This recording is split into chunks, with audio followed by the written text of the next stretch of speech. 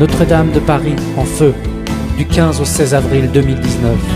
Notre-Dame en ruine veut attirer les regards vers les cieux pour la nouvelle spiritualité de son chemin de vie, de Marie, devenue la femme de l'Apocalypse, à Notre-Dame, pour la venue de l'Esprit Saint, le Paraclet, le Saint-Esprit. Elle clame que soit faite la volonté de Dieu Lumière, avec l'effusion de l'Esprit Lumière qui éclaire tout un chacun. Ainsi, voir, entendre, comprendre, voir la lumière céleste du Père, entendre les paroles spirituelles de son Christ, comprendre par le Paraclet, Saint-Esprit. Je m'appelle Elisabeth, je parle de ce que je n'avais jamais compris sur le Paraclet de Notre-Dame, le Paraclet dans Yves, auprès de lui j'ai vécu. Je témoigne de ce que j'ai vu et entendu. Les paroles de vérité du Paraclet m'amènent à ouvrir les yeux sur ma condition humaine. Le Paraclet m'a conduit sur la voie de ma compréhension spirituelle, la raison de la vie, de la mort, l'existence de l'âme, poussière d'étoiles, une étincelle de lumière céleste. 1973, j'ai 18 ans, surgit une interrogation qui occupait mon esprit, attirait mon attention. Si les éléments de la Terre n'avaient pas été conçus, les hommes n'existeraient pas. L'univers serait un abîme, un trou noir, le vide total. J'étais face à un mystère, un mur infranchissable. Quelque temps après, je vis un phénomène, un songe étrange, celui-ci répété à plusieurs reprises, à l'identique. Je tombe dans l'univers, je tombe du haut, précipité dans le néant, entraîné dans le vide en tourbillons impressionnants.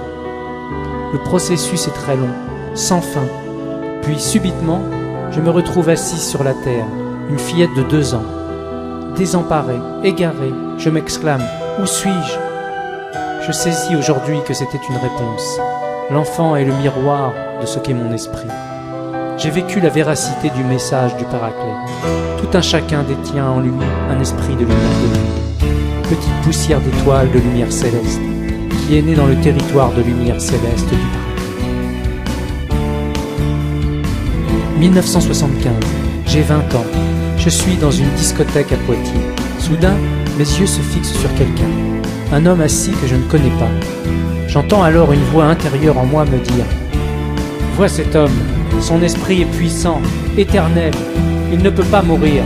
Je pense que je déraisonne, je n'en parle à personne. » 1979, j'ai 24 ans, je rencontre cet homme. Il s'appelle Yves Bermelas. Je lui demande « Quel âge avez-vous » Il me dit « 29 ». Nous parlons de nos vies respectives. Je suis subjugué par la vérité qu'il dégage. Je me dis « Il n'est pas comme les autres. Son franc-parler m'interpelle. » Au cours de nos fréquentations assidues, il me parle sans ménagement, parfois des paroles crues, dures, sur mes mensonges, mon orgueil, mes travers, mon état d'esprit qu'il me dit pourri. Sa vérité me remet en question, petit à petit. Bien que rebelle, progressivement, j'accepte sa vérité. Elle m'a conduite sur le bon chemin. Novembre 1988. Yves, moi-même et notre fils Tony sommes dans une villa à Tanger. Au cours d'une nuit, Yves s'exclame très troublé, très énervé. Un homme est entré, il faut le retrouver. Nous avons fouillé la maison de fond en comble sans succès. Yves me dit « Cet homme paraît frêle, abandonné. » Yves me confie avoir entendu « Je suis Jésus de Nazareth », suivi de « Pardonne, pardonne, pardonne ». Un choc émotionnel sans précédent l'envahit. Yves est comme électrocuté, déboussolé. Il n'avait jamais pensé que son Christ puisse être dans cet état. Comme Yves dit, un charbon de bois, une merguez.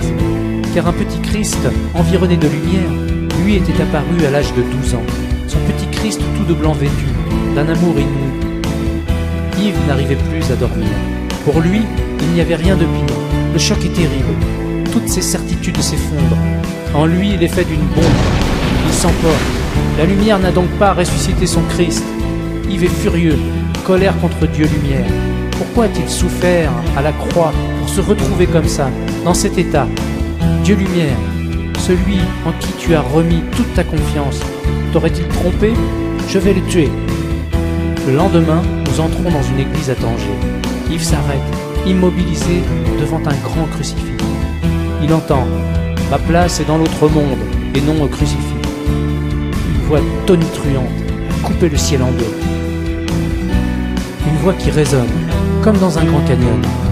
Yves nous demande, à moi étonné, « Vous avez entendu ?» Nous lui répondons, « Non, nous sommes repartis. » Peu après, Yves s'afflige dans son cœur d'avoir été colère contre Dieu Lumière. Yves me dit, « Je te le dis, mon petit Christ d'amour va être couronné roi, régnant sur les résurrections. » En France, le 13 septembre 1989, 2 heures du matin, lors de l'extermination de Satan, j'entends des bruits violents, inouïs, le sentiment que les murs de la maison allaient s'écrouler. Je me réfugie sous les draps, j'étais tétanisé, paralysé. 18 septembre 1989, 4 heures du matin, les volets de la maison sont clos. Je dactylographie une lettre adressée au roi Hassan II du Maroc. Le contenu relate les événements vécus par Yves au sujet d'un projet immobilier touristique où Yves mentionne: ce projet m'apprend à connaître Dieu, lumière, dans la voie, l'arrivée du Christ par mon esprit. Tout à coup, sur le coin gauche de la lettre, un petit arc-en-ciel nous apparaît. Yves dit: j'ai la réponse de mon Dieu lumière. Yves attendait un signe, comme un feu vert. 19 septembre 1989. Yves entend dans la nuit: tu es l'esprit de vérité. Le lendemain, Yves m'informe de sa révélation. Cela me pousse à ouvrir la Bible. Je tombe sur l'évangile de Jean. Je lis: le Paraclet, l'esprit de vérité qui vient du Père. 21 octobre 1990, en l'église de la reine Radegonde à Poitiers, Yves se transfigure dans son corps blanc ressuscité. Élevé du sol, dans la lumière de la résurrection. Puis, il dépose les uns les autres une association faisant référence au jugement dernier qu'il a vécu le 28 août 1989 du bras de Dieu. De 1993 à 1996, Yves élève de terre sa croix de lumière glorieuse, représentant la croix de la résurrection en Orient. Glorieuse sur Satan en Occident, par le glaive de l'arbre de vie. Croix élevée au-dessus du chemin de vie de Notre-Dame de Dennestal. Croix élevée à l'endroit indiqué à Dennestal d'Ozur, par Notre-Dame pour la venue de son Paraclet. 22 mars 1996. Je me rends à Bayeux, à l'évêché, pour remettre à l'évêque la croix glorieuse du Paraclet, une reproduction miniaturisée de la croix élevée de terre, accompagnée d'une lettre à l'intention du Vatican par l'évêque, dans laquelle il est dit: l'épée acérée, vérité du Paraclet, indignée envers les combattants de la vérité. La colère du Paraclet n'a jamais cessé envers tous ceux qui recrucifient le Christ ressuscité. Colère envers les forces sataniques matérialisées dans cette couronne de bois d'épines.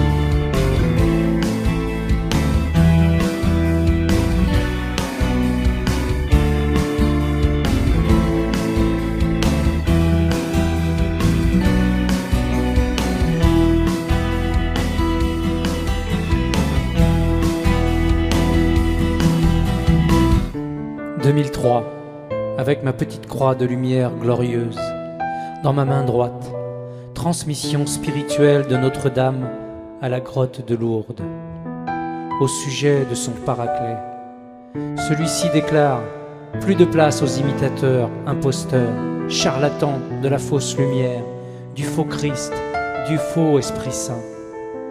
Car seule la lumière céleste de Dieu lumière délivre du mal, ressuscite pour l'envol de l'âme, le salut éternel.